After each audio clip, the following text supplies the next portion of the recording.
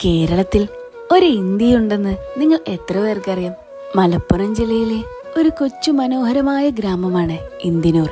ഇന്ദിനൂർ എന്ന പേര് ശിവഭഗവാന്റെ മറ്റൊരു പേരായ ഇന്ദുചൂടൻ പള്ളി കൊള്ളുന്ന ഊരേ എന്നതിൽ നിന്നും ഉത്ഭവിച്ചതാണെന്നാണ് ചരിത്രം.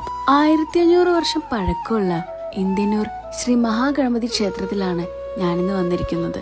ശിവപാർവതി കുടുംബസമേതം കുടികൊള്ളുന്ന ക്ഷേത്രമാണിത്.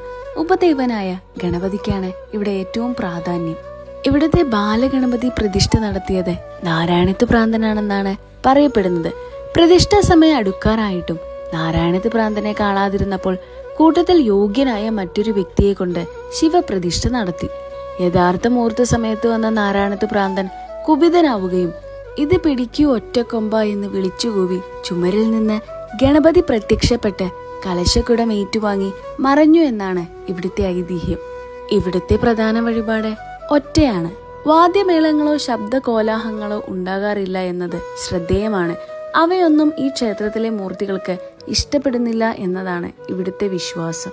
മലപ്പുറം ജില്ലയിൽ തിരൂർ താലൂക്കിലാണ് ഈ ക്ഷേത്രം സ്ഥിതി ചെയ്യുന്നത്. അപ്പോൾ ഈ വീഡിയോ സേവ് ചെയ്യാനും ഷെയർ ചെയ്യാനും മറക്കണ്ട.